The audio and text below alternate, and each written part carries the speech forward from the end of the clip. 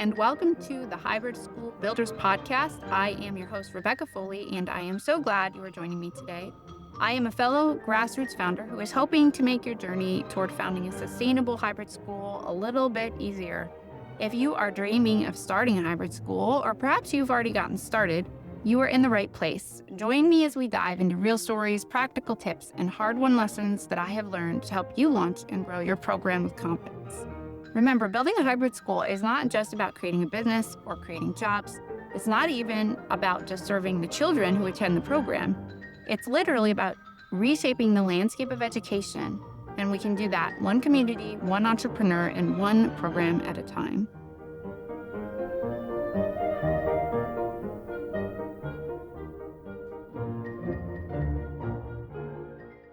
Hi, so today I wanted to talk a little bit about kind of the fun stuff here, and that's brainstorming the model of what you want your program to look like. Okay, now my specialty is hybrid schools, which are 2 or 3 days a week, drop-off programs, basically a part-time school where families are homeschooling, all right? But I think a lot of what I have to say is relevant to smaller micro schools and people who are just them and maybe a couple other, maybe 2 or 3 other employees at the most, with like under 20 to 30 kids. That's how I would define a micro school, very small. A hybrid school I generally think of as bigger, like 50 to 60 kids or more, and always part-time. So a lot of what I have to say is relevant to both of those. So here, hopefully you've listened to the last couple episodes where we talked about like some of your strengths and your weaknesses where you can thrive in the long run. Although I do want to say, don't let any of that like discourage you. Like if you have a particular vision and that's like your why and it's your mission and your vision, you can absolutely fill your gaps, right? If you have some limitations, like maybe you have little children at home, or maybe you're super introverted, or maybe both of those things, that doesn't mean you can't see this vision through, okay? It just means that you're going to be maybe more behind the scenes, more administrative, and you're going to have to go find the people to like be present and to go be interacting with your teachers or whatever and your students, okay? That's fine. It just might mean that the structure looks a little bit different. Okay, so I won't get too distracted on that. I wanted to talk about what the model can look like. So I kind of defined what hybrid versus micro looks like. In my opinion, hybrid is always part-time. Micro school can be part-time or full-time. And let's talk a little bit about what the different like schedules can look like. Okay, now, if your families are homeschooling, you are just a complement, right? You're completing, you're a supplement, right?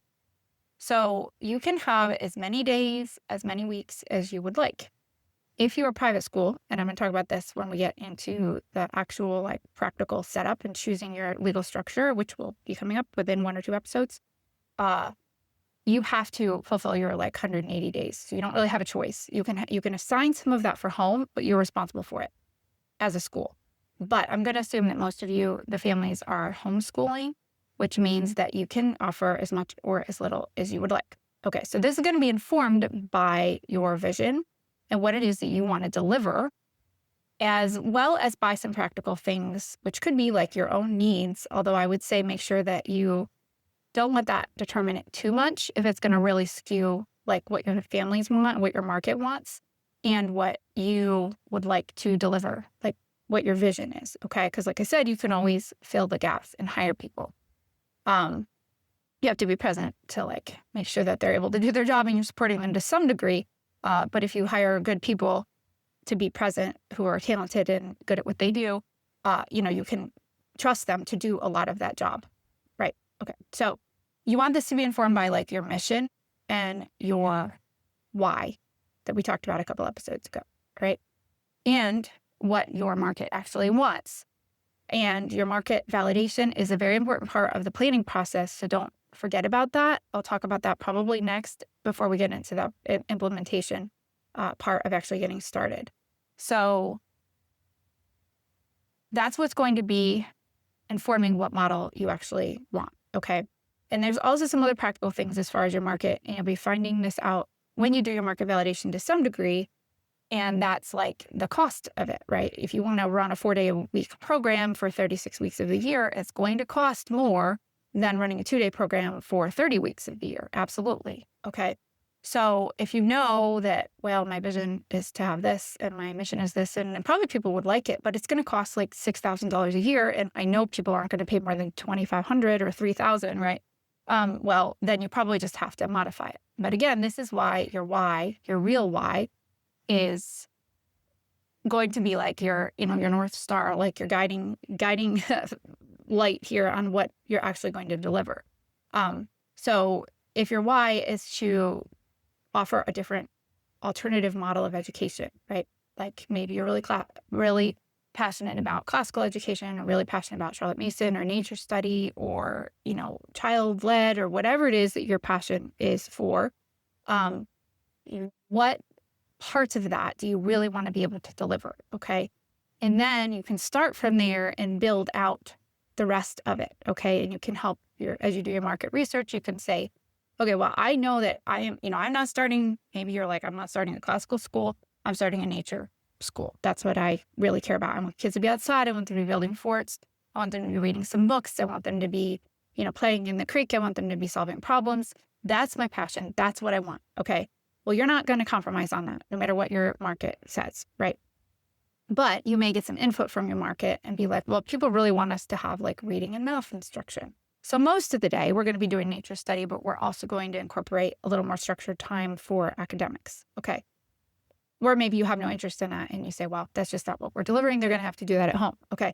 I'll talk about that more later, but you're informing why is what is going to help you make those decisions. Okay.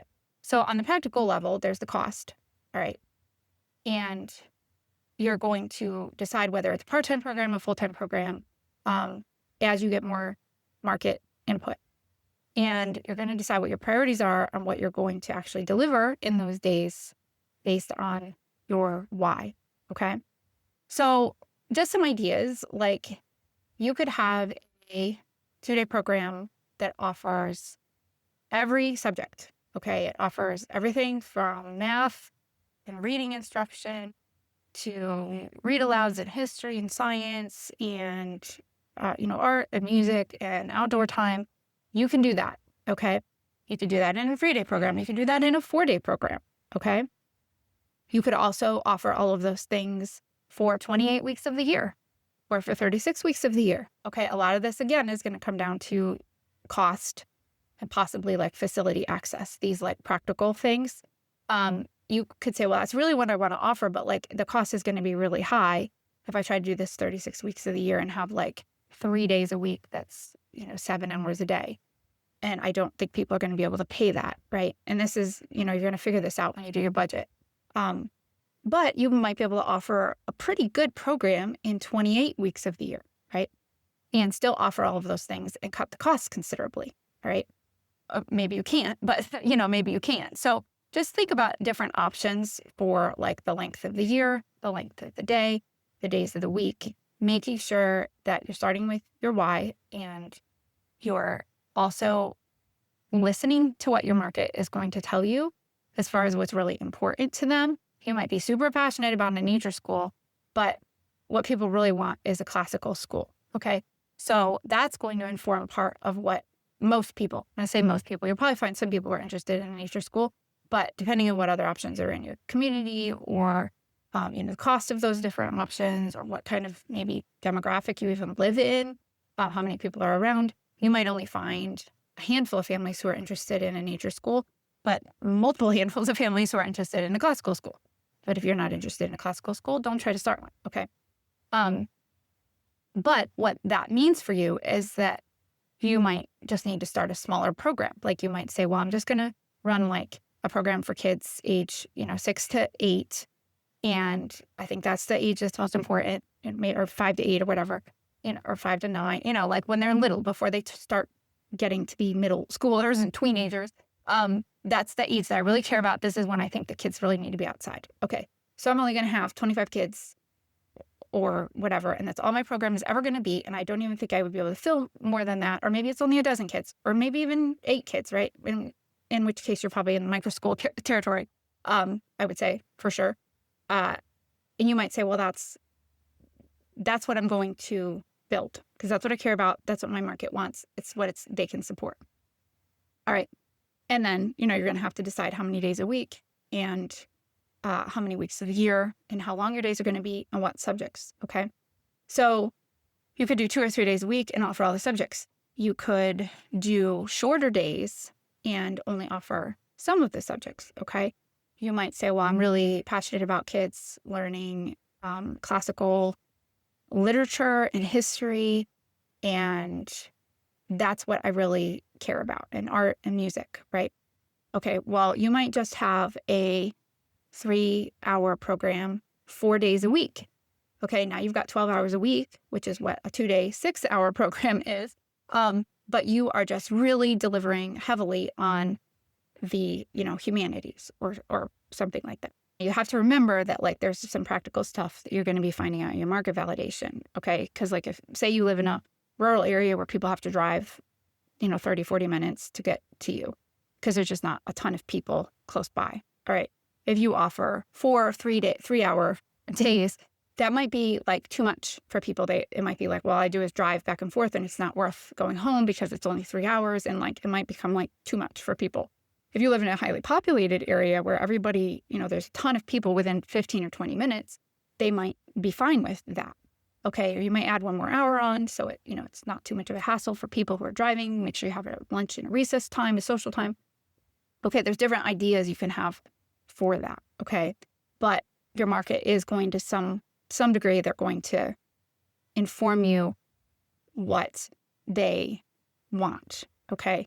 And this is part of the market validation process when you're taking some surveys and you're maybe having some interest group meetings and you're just hearing from people and you're taking some time to get the word out and making sure that you are hearing from people so that you don't create something that nobody wants. Okay.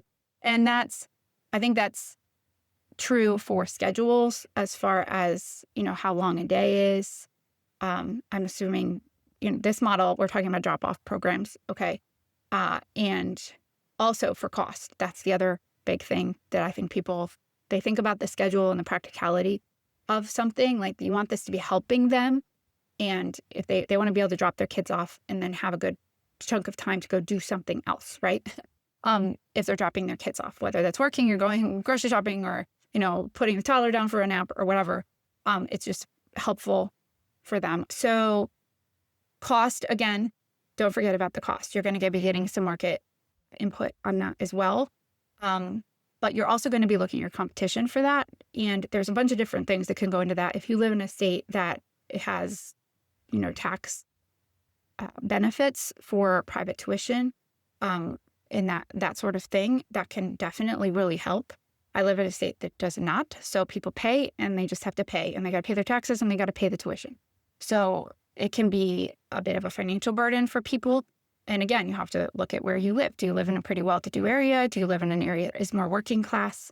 If you live in an area that people just don't, they don't send their kids to preschool, they don't live in big fancy houses, they don't drive really nice cars, whatever, they're just frugal, maybe working class people, they might not have thousands and thousands of dollars to do this. It's not the demographic, okay? So you might need to keep your days shorter or your weeks shorter just to keep the costs down, okay? But if you live in an area that's pretty well-to-do and there's a lot of people with disposable income within an area, then you can probably have a more robust program that's going to cost more and still have a market for it, okay? So hopefully this was helpful. Again, just think about the length of the year, the length of the days, the number of days, okay? And your number one informing thing for this is your why, what you want to deliver, but you have to match that up with your market and what they want and what they're willing to pay for, okay?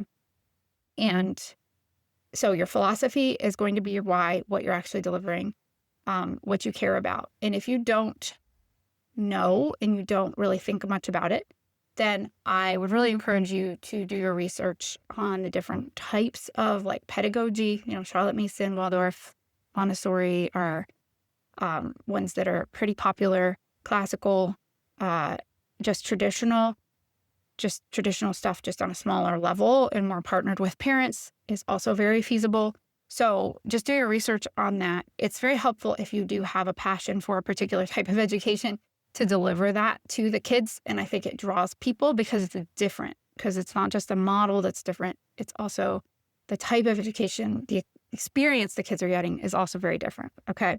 So if you're just starting this because you want to start the business and you like the idea, but you don't have a strong passion, try to find something that's the most fitting with what you really do care about. Okay. And try to maybe get excited about that and pick one that you can get excited about, because that's going to help you transfer that passion for something alternative to your families. And it's also going to really help you not just kind of throw together your day or throw together your curriculum without giving it a lot of thought. I think that really helps. Something that's different draws a lot of people who may not really care so much about the hybrid model or the micro model, but they really want their kids to be, have time to play or not be academically pressured or whatever. Okay. So I find it very helpful, and you can, do what you think is best, but I find it very helpful if you have the model really clear in your mind, as well as the educational pedagogy, and you feel really strong about both of those things, and you know what you're going to deliver. Okay, so that is that, and we will move next time into talking a little bit about actually doing the market validation process to make sure that you are bringing that in to your ideas, your brainstormed ideas that you have.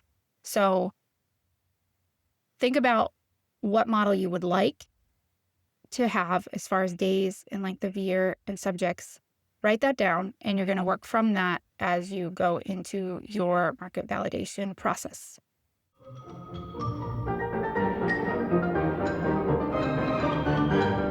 Thanks so much for listening today. Don't forget to subscribe and make sure you check out the resources I am developing at startahybridSchool.com. Send me an email anytime. I would love to hear from you. Until next time.